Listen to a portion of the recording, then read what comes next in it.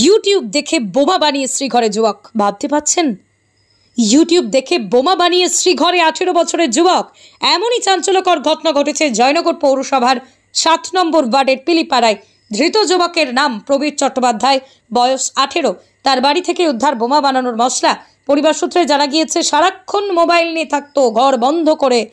তাদের সহায়তা করার জন্যই যুবকের সাথে যাদের ঝামেলা হয়েছিল, সেই জন্যই বোমা বানানোর উদ্যোগ নেয় সে।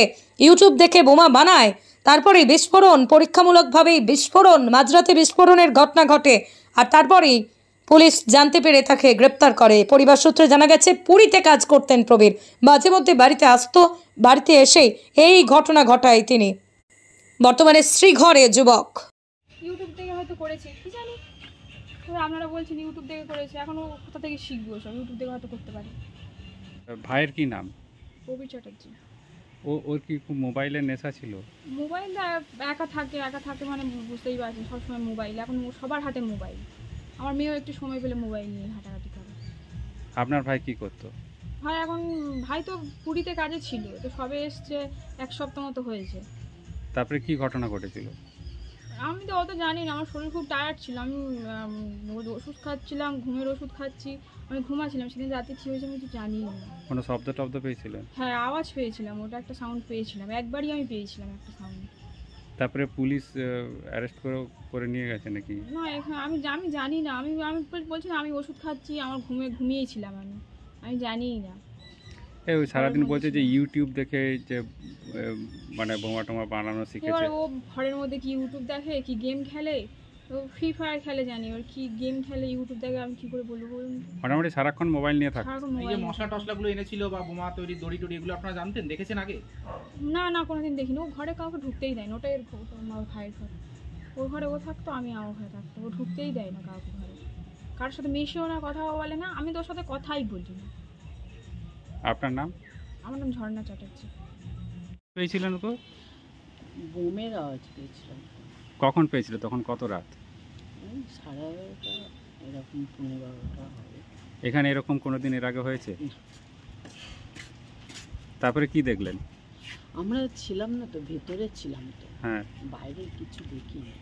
বেরিয়েছিলেন? তারপরে লোকজন সব লোকজন বেরিয়েছিল। পুলিশ এসেছিল? ছেলেকে জিজ্ঞেস। ও, রাত্রে কি ঘটনা ঘটেছিল, কি হয়েছে? রাত্রে 11:30 যখন বাজে, তখন দুটো বোমার আওয়াজ আমরা শুনতে পাই। মানে আলোর রোশনাইয়ের মতো চারিদিকটা একদম পুরো ধোঁয়ায় হয়ে গেছে, কুয়াশার মতো, মানে কিছুই দেখা যাচ্ছিল না। এরকম করে 4টে বোমার আওয়াজ আমরা শুনতে পেয়েছি।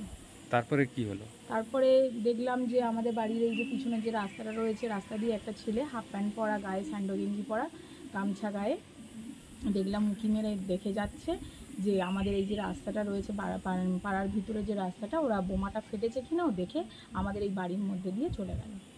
তারপরে আবার সে তার বাড়ি যায়, আবার বাড়িতে করে কিছুর একটা নিয়ে আসে, হাতে করে দেখতে পাই কালো প্লাস্টিকে।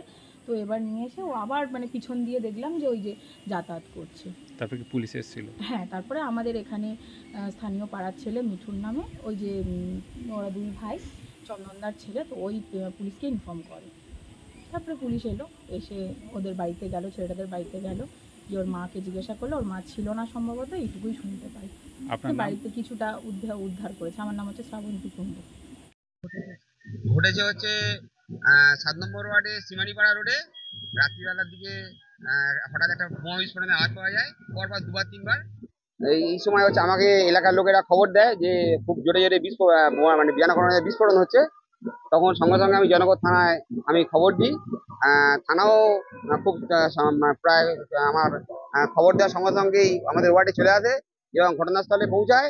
ঘটনাস্থলে পৌঁছে যে এই বোমাটা ফাটিয়েছিল তাকে আইডেন্টিফাই করে এবং সঙ্গে সঙ্গে তার বাড়িতেও জনপদ থানায় যায় এবং বাড়িতে গিয়ে বোমার মশলাপাতি, দড়ি, মানে বোমা তৈরি যে সরঞ্জাম সেগুলো পায়।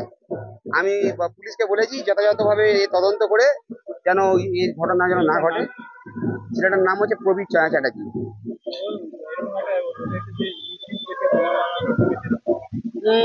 আমার ঠিক ইউটিউব থেকে করেছে বলে আমার ঠিক মনে হয় না। কারণ এটা বর্ডার এরিয়া, মন্দিরবাজার থানা এলাকায় অনেক দুষ্কৃতী তারা হচ্ছে এইসব কাণ্ড কারখানা ঘটিয়ে থাকে। আমার মনে হয় পুলিশ যদি যথাযথভাবে তদন্ত করে তাহলে ভবিষ্যতে এই ধরনের কাজ তাদের বন্ধ হবে। আমি চিন্ময় দে, জনগণ মজদুর পৌরসভার কাউন্সিলর।